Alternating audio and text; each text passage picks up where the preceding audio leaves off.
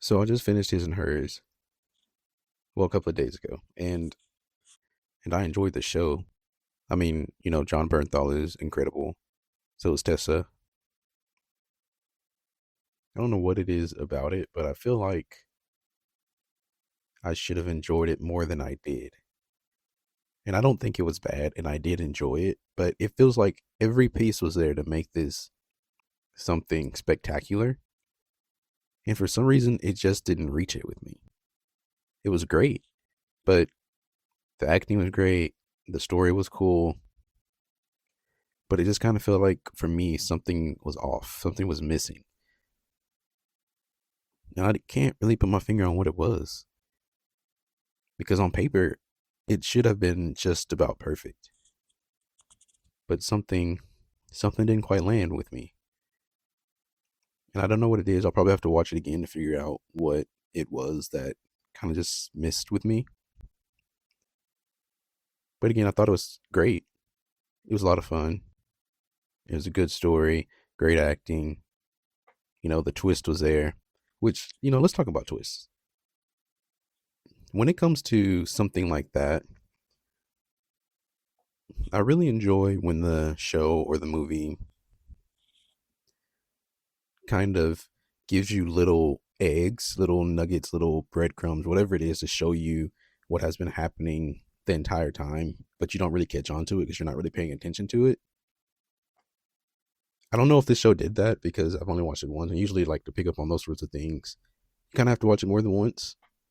And so I'll definitely watch it again to see if they were giving like little breadcrumbs to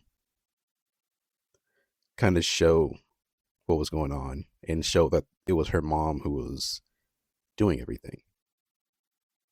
Because I'm not sure if they did, or if they did, they just hit it so well that it was kind of hard to tell in that moment. But like, I really don't like when shows like have a major twist at the end and then, but they didn't really build up to it. There was nothing there showing like, hey, this is coming. I think like the best ones that are able to do that to show, like, give little hints and breadcrumbs about the twist that's coming before the twist actually gets there, and then the twist hits and it's still just as good. Those are phenomenal. And maybe this show did do it. I just kind of missed out on it. But off the top of my head, I can't see anything that was giving us hints that it was a mom who was behind it the entire time. I do like how they had the dementia thing. I think that was cool.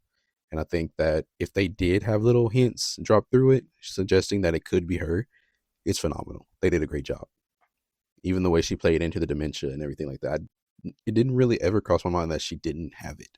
And I'm trying to think back to be like, maybe there was one thing that she did where she kind of slipped up to show like she doesn't really have dementia. And I'm almost positive they did because I feel like they had something that was like, like, wait, what? That doesn't make sense for her character. But I can't quite put my finger on it, but it feels like maybe they did have something like that. And if they did, then this kind of hits the point of it being a great show and being able to deliver a twist in a way that a lot of shows and movies can't deliver on. The one that kind of comes to mind is Now You See Me. In the original, Mark Ruffalo was spoilers. And Mark Ruffalo was the bad guy or whatever behind it all. They didn't really give us anything to even suggest that. Even off screen, he was the same guy, and it was just really weird.